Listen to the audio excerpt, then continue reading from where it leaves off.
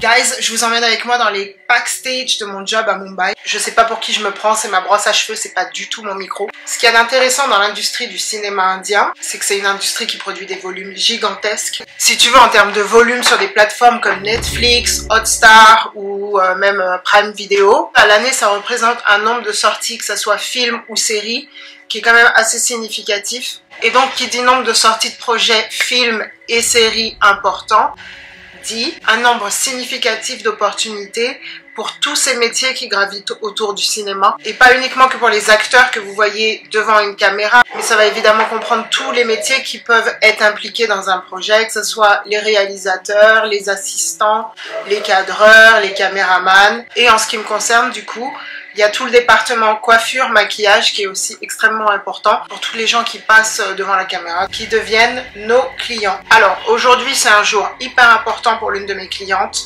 Elle fait toute une série d'interviews et de promotions pour une série qui sort sur Netflix. Alors ce qu'il faut savoir, c'est que pour toutes les personnes du staff qui gravitent autour d'un acteur ou d'une actrice, on est la plupart du temps les premiers à arriver sur le set, souvent aussi les derniers à partir d'ailleurs. Donc ça veut dire qu'il faut se lever avant tout le monde.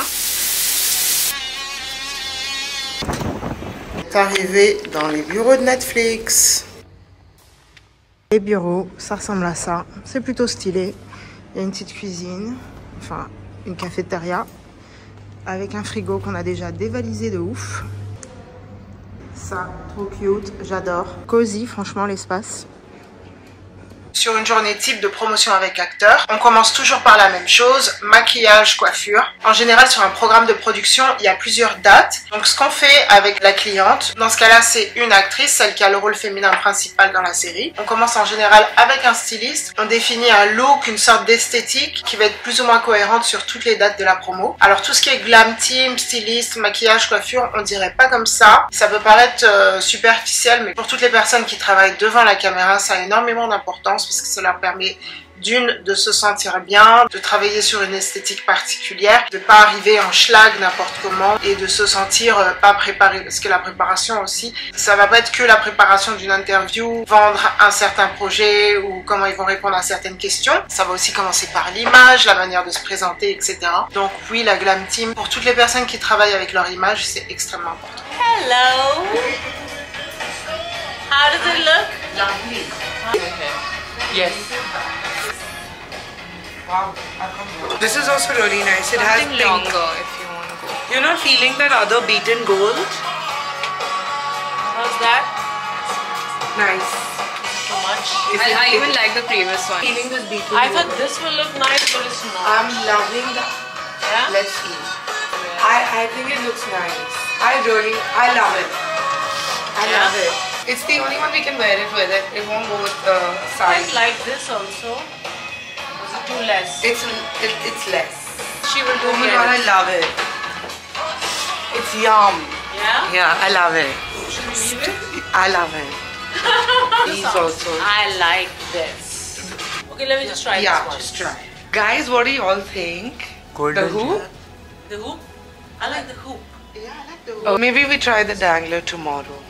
We can. Because it's shining so Yeah. much. Yeah. Like this is shining and that is shining. Yeah. That's the only reason I feel. Otherwise, it was really nice. The shape. En termes de fashion sur cette promo, ça a été assez intéressant parce qu'on est parti vraiment sur une sélection de saris à la fois traditionnels mais modernes. Elle a vraiment voulu faire un lien avec son personnage dans la série qui porte également énormément de saris, de tenues assez traditionnelles. Donc elle a gardé ce côté sari, vêtements intemporels, tout en le stylisant, en mettant des couleurs beaucoup plus fun, beaucoup plus pop, en accessoirisant avec tout ce qui va être bijoux, make-up, maquillage. C'était assez fun de travailler avec elle sur ce projet parce que finalement c'est différent de ce qu'on peut voir en Europe où ça va être plus ou moins toujours le même style de mode à l'occidental. Donc là c'est vrai que ça permet de changer. Chitrangada, tell us about your khaki promotional tour. Oh, I have loved it, and this is the team. Everybody's in the room.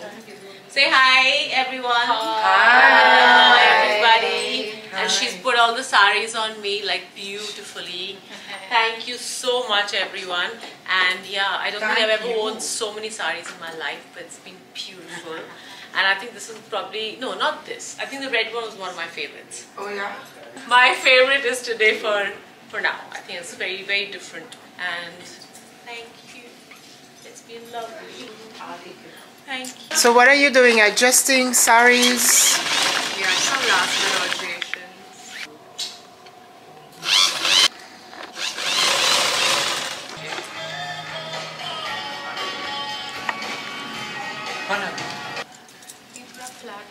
Ok les gars, luckily on a un petit break, donc je vais aller manger.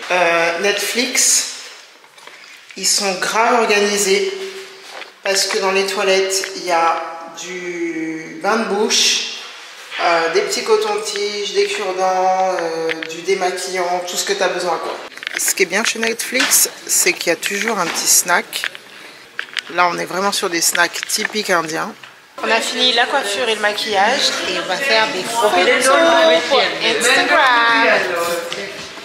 Les gars, draper un sari, c'est l'un des trucs les plus complexes.